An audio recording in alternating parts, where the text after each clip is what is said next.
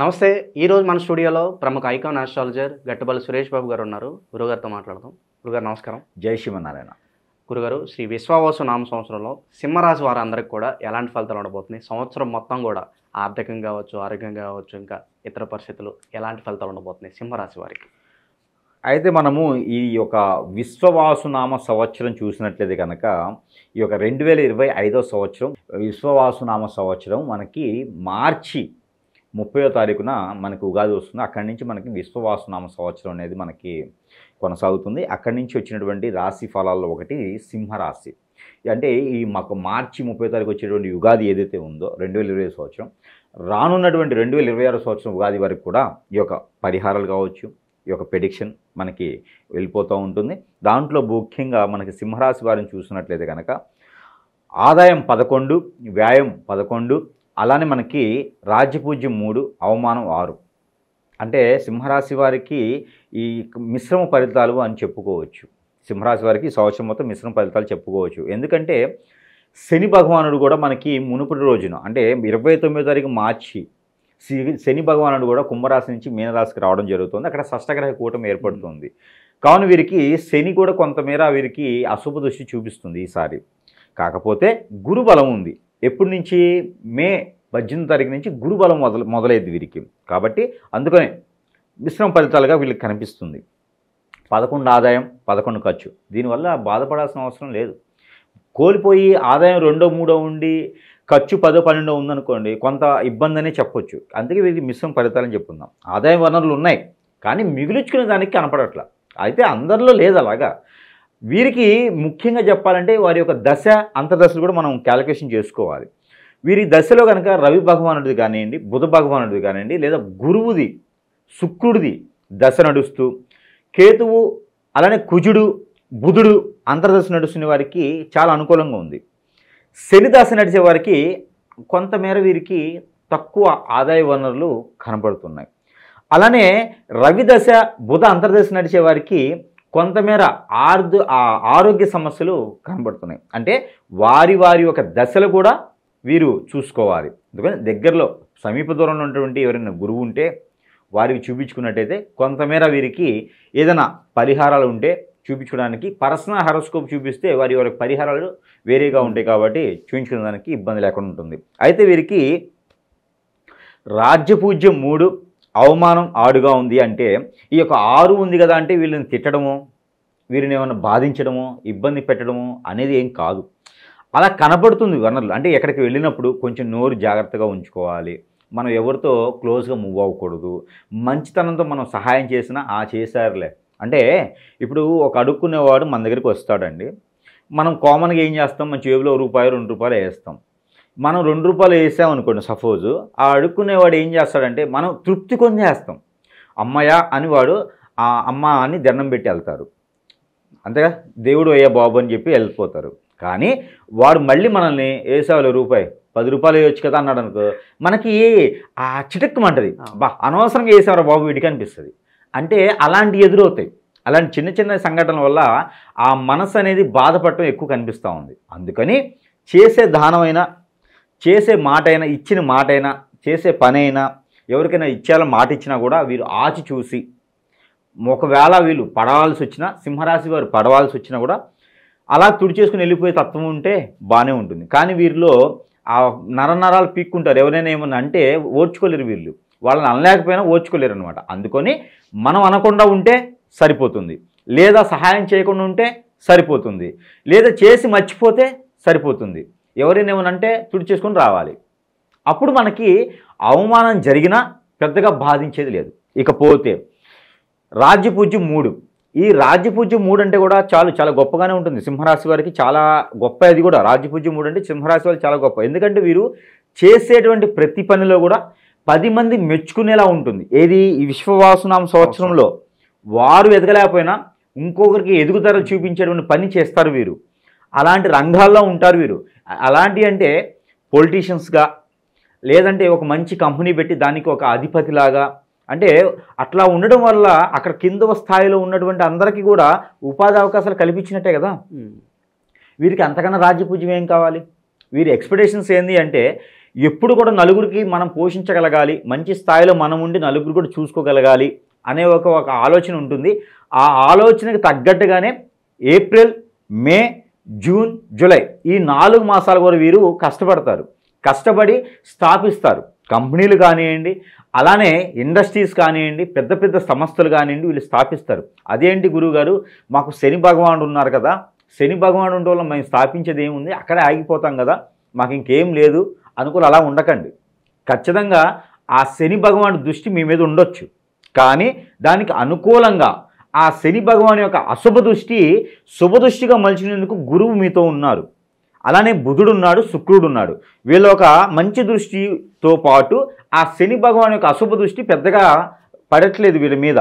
కాకపోతే వీరు రాహువు కేతువు పూజ చేయించుకుంటే వీరు అనుకున్నటువంటి వ్యాపార సంస్థలు కానివ్వండి, ఇండస్ట్రీస్ కానివ్వండి, నిర్మించుకున్న దానికి వీరికి అనుకూలంగా ఉంది. కాబట్టి ఆ ఒక జూన్ జూలై మాసం లోపు వీరు రాహుకేతు పూజ ఇంతకుముందు చేయించినప్పటికీ చేయించుకుంటే మరీ మంచి జరిగేదానికి ఆస్కారం ఉంది.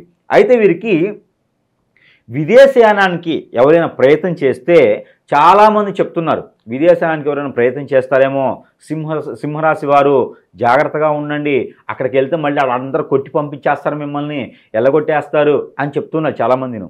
అట్లా ఏమి ఉండదండి. ఎందుకంటే సింహరాశి వారు ఈ యొక్క విదేశయానానికి ఇంతకుముందు ప్రయత్నం చేస్తుంటారు కదా. ఇంతకుముందు అంటే విశ్వవాసునామ సంవత్సరం రాకముందు ఈ యొక్క 2025 సంవత్సరంలో జనవరి, ఫిబ్రవరి మాసాల్లో ప్రయత్నం చేసిన వారు ఎవరైనా ఉన్నారు, లేదా అంతకుముందు మాసాల్లో 2024 సంవత్సరంలో ప్రయత్నం చేసిన వారు ఎవరైనా ఉన్నారు అనుకున్న వారు ఎవరైనా మళ్ళీ ప్రయత్నం చేసినట్టయితే వారికి వెనకంజు వేసేటువంటి అవకాశాలు లేవు. ముందుగా వేసేయడానికి వాళ్ళు అక్కడికి వెళ్ళేసి విదేశాలకి, అక్కడ విదేశానికి వెళ్ళేసి అక్కడ చదువుకోవడానికి కానివ్వండి, ఇన్స్టిట్యూట్స్ కానివ్వండి, ఏదైనా కోర్సు నిమిత్తం కానివ్వండి, లేదా అక్కడ కాలేజీలో ఏదైనా సీటు వస్తే కూడా చేయొచ్చు, ఏదైనా జాబ్ ప్రకారం కూడా ప్రయత్నం చేయొచ్చు, ఏ కంట్రీకైనా వెళ్ళొచ్చు. ఇది అదృష్టం, ఏ కంట్రీకైనా వెళ్ళొచ్చు. కానీ రాహుకేతు పూజ చేయించుకుంటే ఆ ఒక దోషం అనేది పోతుంది కాబట్టి వెళ్ళొచ్చు. కొత్తగా ఎవరైనా విదేశానికి వెళ్ళాలనుకున్న వారు మాత్రం జూన్, జూలై, ఆగస్టు మాసాల్లో ప్రయత్నం చేయొచ్చు. అప్పుడు మనకి H1 లాంటివి కూడా అందుబాటులో ఉంటాయి కాబట్టి జూన్, జూలై, ఆగస్ట్, సెప్టెంబర్ మాసంలో కూడా ప్రయత్నం చేయొచ్చు. వీరికి అప్పటికేమవుతుందంటే శుక్రుడు కూడా వీరికి అనుకూలంగా ఉంటారు.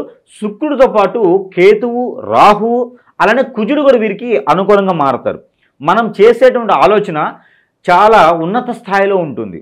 నలుగురు మనకు వచ్చి ఏదో మన మీద నిందలు వేసి ఇలా ఎందుకు చేశావు అని అడగరు. వీరు చేసింది శబాష్, బాగుంది, మంచి ఆలోచన, కుటుంబాన్ని పోషించుకునేదానికి ఇది ఒక అవకాశం అని పొగుడుతారు. అవే వీరికి వచ్చేటువంటి 3 చాలు పొగడతలు. రాజ్యపూజ్యం 3 వీరికి చాలు. అంటే ఇంత మంచి స్థాయిలో వీరు వెళ్ళేదానికి బాగుంటుంది. అయితే వీరికి భార్యాభర్తల మధ్య ఎడబాటు కానివ్వండి, కోర్టు వ్యవహారాలు కానివ్వండి, లేకపోతే మంచిగా ఎదిగేందుకు వ్యాపార నిమిత్తంగా ఏదైనా పెట్టాలనుకున్నా కానివ్వండి, వీరికి ఈ యొక్క సంవత్సరం 2025 సంవత్సరం నవంబర్, డిసెంబర్, రానున్నటువంటి 2026 సంవత్సరం జనవరి, ఫిబ్రవరి మాసాల్లో కూడా వీరు కొత్తగా వ్యాపారాలు కానివ్వండి, కొత్తగా ఇండస్ట్రీలు, కొత్తగా విదేశానికి, కోర్టు వ్యవహారాల నుంచి బయటపడడానికి, భార్యాభర్తల మధ్య ఎడబాటుకి, పిల్లలు పుట్టేందుకు, పెళ్ళి అయి పిల్లలు పుట్టేందుకు ప్రయత్నం చేసేవారు ఈ యొక్క నవంబర్ మాసం నుంచి ప్రయత్నం చేస్తే వీరికి ఇంకా చాలా అనుకూలమైనటువంటి పరిస్థితి ఏర్పడుతుంది. కార్తీక మాసం నుంచి రానున్నటువంటి మాసం మాఘమాసం వరకు కూడా వీరు ప్రయత్నం చేయొచ్చు. 2026 సంవత్సరం మాఘమాసం వరకు కూడా ఈ యొక్క వరుసన 4 మాసాల వరకు వీరు ప్రయత్నం చేయొచ్చు. మంచి సానుకూల పరిస్థితి ఏర్పడుతుంది.